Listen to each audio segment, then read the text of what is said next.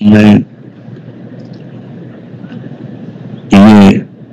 گزارشات بیت اللہ کے سامنے بیٹھ کر ریکارڈ کر رہا ہوں. اللہ کرے کہ میں پوری خلوص نیت کے ساتھ کچھ مختصر لفظوں میں ضروری اور مفید باتیں پیش کر سکوں. پہلی بات تو یہ ہے کہ پچھلے چند دنوں سے بہت سے میرے مخلص احباب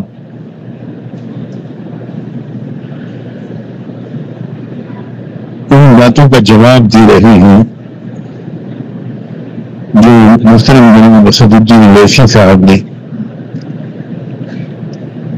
میرا نام یہ بغیر میرے بارے میں کہی ہے.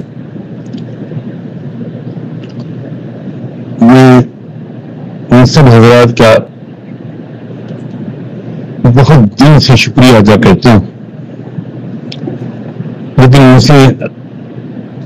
اللہ کا واسطہ دے کر، بیت اللہ کا واسطہ دے کر یہ گزارش کرتا ہوں کہ اب اس سلسلے کو بالکل موقوف کر دیں.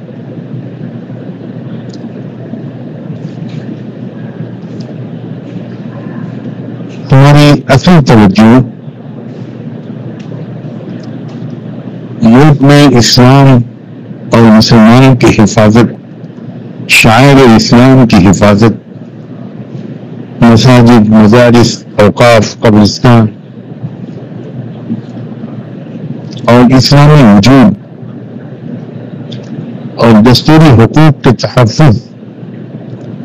کی طرف ہونا چاہیے. کسی بھی صورت میں ہمیں آپس میں ایک دوسرے سے نہیں لڑنا چاہیے.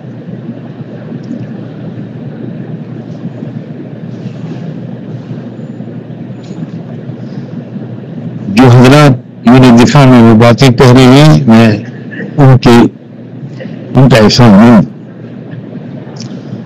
پھر بھی میں گزارش کرتا ہوں اللہ کے واسطے اس سلسلے کو موقوف کر دیجیے اور لوگوں کی توجہ کو اصل مسائل کی طرف مرکوز رکھنے کی بھرپور کوشش کرتے ہیں. بہت اللہ کے میرے اوپر فضل ہے، بہت کرم ہے. میرا عرصے سے معمول ہے کہ جو حضرات میرے بارے میں کچھ غلط فہمیوں یا بدگمانیوں کی بنیاد پر بہت سی تلخ باتیں کہتے ہیں، جو میری رائے میں پوری جانبداری کے ساتھ غلط اور بے بنیاد ہوتی ہے. الحمدللہ ان حضرات کے لیے میرا بہت پہلے سے معمول ہے کہ ان کے لیے نمازوں کے بعد دعائیں کرتا ہوں، کچھ صدقہ نکال کر اس کا ثواب اللہ سے مانگتا ہوں کہ ان کو عطا فرما دے، اور اگر مجھ سے کوئی غلطی ہوئی ہو تو درگزر فرما، ان کو اپنی غلطی کا احساس کرنے کی توفیق عطا فرما، اور غلطی مجھ سے ہو رہی ہو تو مجھے احساس اعتراف کرنے کی توفیق عطا فرما. میں اس جگہ پر بیت اللہ کے سامنے اللہ کی قسم کھا کر عرض کرتا ہوں کہ سینکڑوں بار الحمدللہ مجھے اس طرز عمل کو اپنانے کی توفیق ہوتی رہی، اور اسد الدین اویسی صاحب کے بارے میں بھی الحمدللہ مجھے اس مرتبہ بھی یہی توفیق ملی، اور میں اکثر ان کی صلاحیتوں کو یاد کر کے، تصور کر کے، اور اللہ سے ان کے لیے دعا کرتا ہوں. میں نہیں کہتا کہ ان کو میری دعاؤں کی ضرورت ہے، میری کیا اوقات ہے، لیکن میں ایمان والے کو دوسرے ایمان والے کے لیے ضرور نیک تمنائیں رکھنی چاہیے اور دعائیں کرنی چاہیے. الحمدللہ ان کے لیے دعائیں کرنا میرا معمول ہے، اور اب جب اللہ نے یہاں پہنچایا تو اللہ کا شکر ہے کہ عمرے کے دوران اور نمازوں کے بعد کوشش کر رہا ہوں کہ ان کے لیے دعاؤں کا اہتمام اور بڑھ جاؤ. بڑی باصلاحیت. بہت پہلے میں نے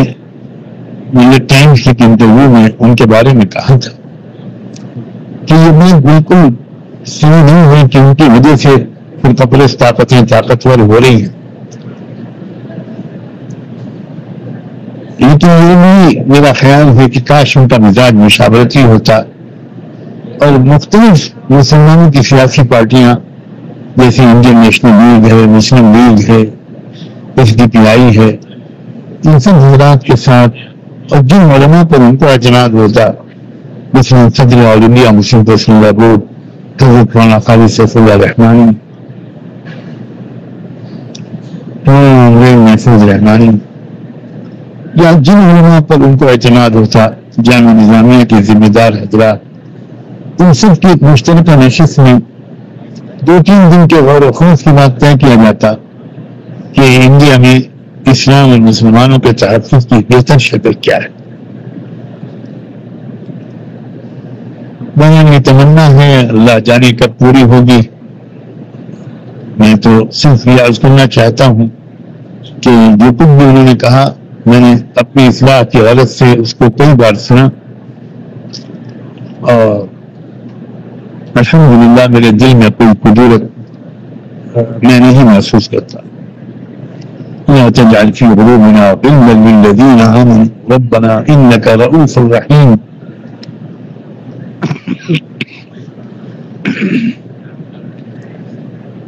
جو حل والبحری